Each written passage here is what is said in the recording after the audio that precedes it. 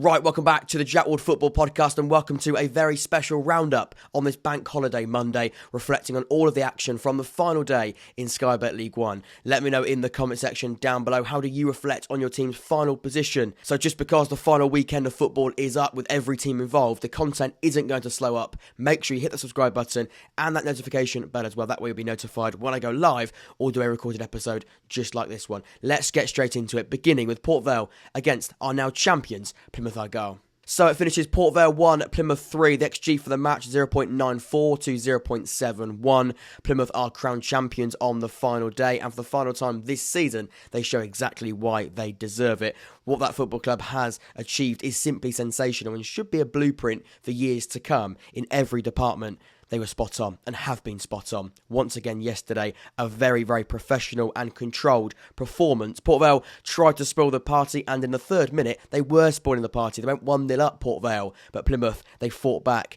and, like I said, showed exactly why they are now crowned champions of Sky Bet League One this season. Port Vale, they did give it a go. They really did give it a go, and they should be proud of that. The problem is the end product for them. The end product was the difference, and I say a problem.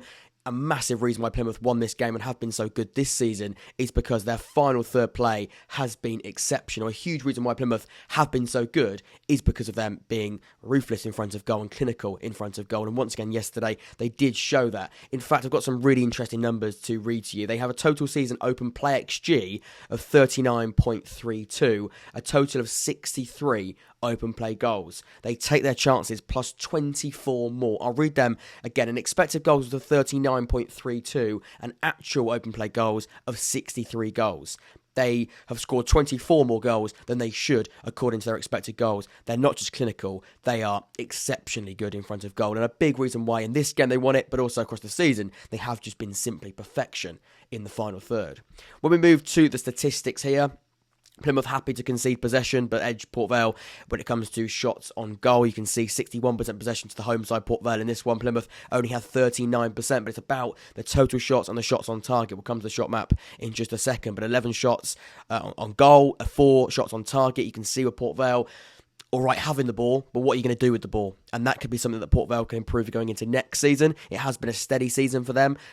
I say it's been a good season for Port Vale. A lot of people thought they would get relegated. I'm going to do my reacting to my dreaded predictions at the start of the season in the next couple of weeks, and Port Vale, I'm going to spoil it a little bit. I did see them going down. They've stayed up and done a really good job. Maybe at the business end of the campaign in these type of games, the squad depth and adding and bolstering those attacking squad depth could be where they could, I think, certainly improve over the summer transfer window. And in this game, maybe that was highlighted because they did have the ball. They looked confident in possession, but getting in front of goal and finishing those chances and testing the goalkeeper was the issue. And Plymouth, like I said, they were comfortable and confident enough to soak up pressure and then take their limited chances. Plymouth don't need 14 big chances. They can deal with only having, as you can see here, 2 big chances, scoring 3 goals. That is what Plymouth are all about, and they can deal with not having the majority of possession. But being creative, adventurous when they come forward, that's why they've been so good and why they won the game. We can go to the shot map just down here. You can see fairly scattered for Port Vale with Plymouth. Again, even more scattered, you'd say, but again, in and around that penalty area where the goals come from. I mean, it was just classic Plymouth. In fact, this game summed up why they've been so good, especially in the attacking phase throughout the entire season. Let's have a little look at the league table because it is a pretty sight for Plymouth. That won't change anymore. That league table, believe it or not, won't change anymore. For Plymouth, 82 goals scored, 31 wins across the campaign, 101 points, promotion, and of course, they're champions. What more could you want? Congratulations to Plymouth. Thoroughly deserve it to be chased in that way by Ipswich, by Sheffield Wednesday, even Barnsley to an extent as well, and by anybody and by everybody through the entire season. To come out on top is just fantastic. And like I said right at the beginning, when introducing this game, they should be a blueprint because what they've done in a recruitment department, what they've done on the field, at the coaching level of Stephen Schumacher coming in and being sort of moulded as a manager into now being some incredible, I think, an incredible unit across the board, should be 100% credited. And like I said, Plymouth, don't go anywhere yet because there's plenty more League One content involving Plymouth to be released in the next couple of weeks. But for their League One campaign, that is over. In fact, their journey in League One is over for the time being because they will be promoted to the Championship. Congratulations to Plymouth. Port Vale, disappointing, but across the season, I think it's been quite steady. Port Vale 1, Plymouth 3 is the final score. So next up, Sheffield Wednesday 1, Derby County 0. The XG for the match 1.82 to Derby's 0.57. It's final day heartbreak for Derby County, who now miss out on a playoff spot because of this defeat at Hillsborough. For Sheffield Wednesday, the good form does continue, and because of this result, they've now changed their playoff semi-final opposition. It was going to be Derby, it's now going to be Peterborough United. Crazy stuff. Only in League One, only in football. Let's move on to the timeline down here and break this game down, because the big talking point will be the red card and the penalty that Curtis Davies gave away in the first half. He was dismissed in the 41st minute, and watching it back, it's soft. Very, very little contact. I don't think it's a red card. I don't think it's a penalty. Many people will also feel that way.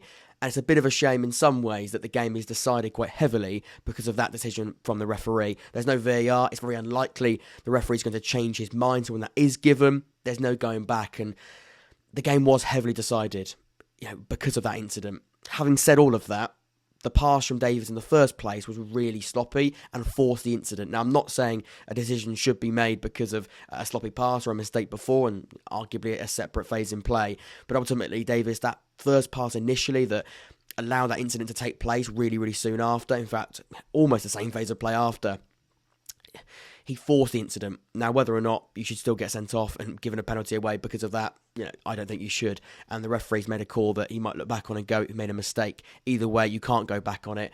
But the actual incident was forced by Davies being really sloppy in possession and giving the ball away really cheaply with quite a sloppy back pass to his goalkeeper. When we look at the graph, and you can see it was a fairly evenly matched game. Both sides did have moments, especially considering Wednesday had an extra man for large parts of it. Derby did stay really competitive and didn't let the game get out of sight. They did have chances. McGoldrick had quite a few. We'll come on to him in just a second because he did have some key moments that across the season you expect him to probably convert. Many will feel they deserve to get at least something from the game, Derby County, and that'll be the frustration. And when looking at the stats here, you can see Wednesday was slightly wasteful. 18 shots on goal, only 4 on target. Quite a worrying ratio that does show the importance on their backline and the goalkeeper on another day that could have cost them. That could be quite a problem, especially going into the playoffs. They've got to be very, very reliant on their backline and goalkeeper, and they were, and thankfully those defenders and goalkeeper stood up yesterday. Cameron Dawson, 5 saves, denied McGoldrick on multiple occasions. For me, Cameron Dawson was man of the match, confident when coming for crosses, an all-round fantastic goalkeeping performance. Flint, Iorfa, Brown together as a 3 worked really, really well. A fantastic spine. I think, look, like I said, that ratio could be a massive problem going into other games, potentially the playoffs. But if you can be that reliant on a really strong defence and a goalkeeper, you're going to get away with it, and they did. And look, Derby, they did have moments, but not enough for me. And the chances and the quality of chances were edging towards Wednesday having the bigger ones. And when looking at the league table, Derby County fans, I advise you look away now. It does mean you miss out on a top 6 place. 7th is where you finish with 76 points, which is a really good points tally. But this season, with the amount of sides going for those positions, it's just not enough. It's also really key to say it wasn't just yesterday's performance that cost Derby a playoff place, but the multiple times across the campaign where they've struggled to kill games off. Derby will be left very, very frustrated. They will be playing in Sky Bet League One next season. For Sheffield Wednesday, all focus now heads into a playoff campaign where they will play Peterborough on Friday. Lots of content surrounding the playoffs and Sheffield Wednesday coming to the channel in the next couple of days, actually. Derby County, you'll be with us next season, so don't worry, you're not going anywhere at all. Derby frustrated, heartbreak on the final day. Sheffield Wednesday, all eyes now on Friday night. So next up we head to Fleetwood. They drew 2-2 with Ipswich. The XG for the match is 0.87 to 1.56. It doesn't end with a title or even a win for Ipswich, but I think 19 games unbeaten, promotion to the Championship, they'll probably take that. A very encouraging, refreshing performance from Fleetwood, I think highlighting exactly what Scott Brown has done to improve this side over the season. I think building blocks in place going into next season as well. When breaking down this game and looking at the graph, clearly a fairly even game, and one that Fleetwood should be extremely proud of. They didn't fear the fact that Ipswich are one of the most informed, if not the most informed sides going into this game, and made it much tighter than many people thought. In fact, that's once again reinforced when looking at the stats down here. 45% possession, 55 to Ipswich. Very unlike Ipswich to be so wasteful actually in front of goal. 21 shots in total, only 2 on target, struggling to test the goalkeeper. But I want to highlight the block shots. 12 blocks from Fleetwood. They were putting their bodies on the line to make sure that only 2 were conceded. Of course, they still did concede 2 goals, but when you look at 21 shots, if you told me those stats about the scoreline and about the shots on target, I'll be really concerned. 8 to 21, when we know the quality and the final third play of Ipswich, but to only have 2 on target and limit Ipswich to only 2 on target is really impressive, and something that I think Scott Brown will be extremely pleased with when reflecting on this performance himself. 21 shots to 2 on target gives them a 9.5 shot on target or shot on goal conversion rate, which is really quite off the boil. And again, it doesn't matter. I'm criticising a side that are going to be high-flying, I imagine, into the Championship next season. So, look, I'll be very careful what I say, but I think that's important to say that we're breaking down Ipswich, we're breaking down Fleetwood and how they competed against each other. This one, just because promotion has been secured, doesn't mean we can't look at it, look at it how it is. And Fleetwood should really take so many elements of positivity from this going into next season. I think they probably will. You can see when looking at the shot map down here. Again, really, really interesting. Fleetwood, lots of chances inside the penalty area. Ipswich, again, similar. So many efforts, but blocked over the crossbar, wide. It's been absolutely all over the shop there. Lots of efforts, but struggling to test the goalkeeper and make any of them pay. Fleetwood, very clinical when they took and had those chances. Key players, I think it's got to be Jack Marriott. You can move over to the lineups here. Jack Marriott with 2 on the day. I think since he's joined in January, showed what he's all about. And we'll talk about Fox in the box. He's essential in securing Fleetwood a point in this one. 2 goals and could have been 3, a really good chance earlier on in the match. Really showed that sort of poacher's effort. And like I said, Fox in the box type of effort with 2 goals. Very instinctive. I think Jack Marriott, brilliant pickup for Fleetwood in the January. They wanted a striker. They went out and got him, Jadon Stockley. But yesterday, Jack Marriott showed what he's all about. He's very, very instinctive. That second goal, and even the first goal, but especially the second one, where the corner comes in and he's just there at the back post to nod it away and tuck it away, is really, really clever and shows exactly what Jack Marriott can do and why I think he's going to improve, with Fleetwood hopefully improving their squad over the summer. And now we're looking at the league table. Kieran McKenna's side, over 100 goals, 101 to be precise, just missing out on 100 points and a league title, but ultimately I think they'll probably go away thinking, we've done alright, I'll probably take it. A brilliant achievement, and more content still to come surrounding Ipswich and across League One, so don't go away just yet, don't enjoy the Championship life just yet. Still more content reflecting on what's been a fantastic season for you. A great result for Fleetwood as well, that must be mentioned. Showed, I think, brilliant building blocks being put in place ahead of next season. So much to learn from this season and from that last game of the campaign for them. It finishes Fleetwood 2, Ipswich 2. So the final game of this final day special, it finishes Barnsley 0, Peterborough 2. The XG for the match 1.32 to Peterborough's 0.83. It's final day delight for Peterborough, who go to Oakwell, win and secure a place in this year's playoffs. To go to a side who've already confirmed a playoff spot, get a result, pretty impressive and does show some bottle. Let's take a look at how they did it. You can see when looking at the graph in front of you here, Peterborough were up against it for large parts of the game, but defended really well. We're going to touch on individual defenders in just a second, but you can see as a team, they were up against it. Barnsley, of course, green on this graph, really knocking on the door at times. I think slightly lacklustre in front of goal. We'll come to Barnsley in just a moment's time, but looking at the game in a more general way, they had to weather the Barnsley storm, Peterborough, and they did that really well. Defending as a unit, individually, fantastically well. Barnsley, not at the races again. And is it a concern? I don't know. Let's sort of touch on the points I've written down here, because it could be a concern. They're going into a playoff campaign, which of course is a fantastic achievement. And across the season, Barnsley have been very, very good. Michael Dove has done a fantastic job at that football club. But for Barnsley, once again, not really at the races. Quite lacklustre in front of goal, sloppy defensively. I understand you're not going to go full pout and play with the highest intensity when you've got some massive games coming up. But Barnsley fans, let me know in the comment section down below. Is this something to be concerned about, worried about? I don't know. But even still, some good form going into a campaign like the playoffs could be crucial. Even worse when looking at the performance, the result wasn't great on face value, but when delving deep into the game itself and the Barnsley performance, very flat, sloppy at the back, and 0 big chances, only 2 shots on target. Both starting strikers for Barnsley failed to register a single shot on target between them. Just nothing really happened. Tedic came on, had an effort that was missed.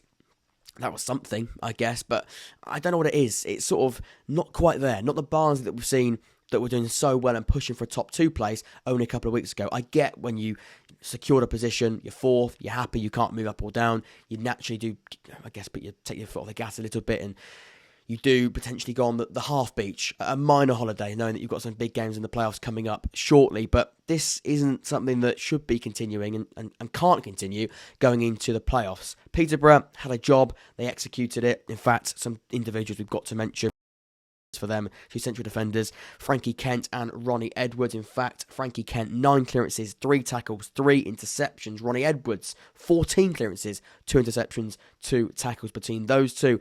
It was fantastic, a masterclass defensively, and look, it's a great spine to have. It's a great spine, and when you've got a strong defensive spine like that, it's going to be crucial going into the playoffs, especially when the attacking threat they possess, like Harris, Jack Taylor was fantastic as well. Yesterday, those two, they have chances, they take the chances, you can rely on the players. Defensively, you're going to be okay, aren't you? And that is definitely a mentality that could be massive for them going into what is a knockout, hit-and-miss lottery playoff campaign. Jack Taylor, brilliant, and I just mentioned him, but I want to sort of delve a little bit deeper into him. His stats aren't amazing and don't blow anyone away, but I think as a 3 and a midfield that was quite compact, really important that he was on it, and that entire system was really well structured. In fact, average positions say Peterborough really well structured. Peterborough here with their average positions, very, very strong. You can see clear system, clear 4-2-3-1, really, really well structured and organised to a fantastic level. Let's go and move to the league table, because don't scratch your eyes, Peterborough fans. You really have done it. You are in the top 6.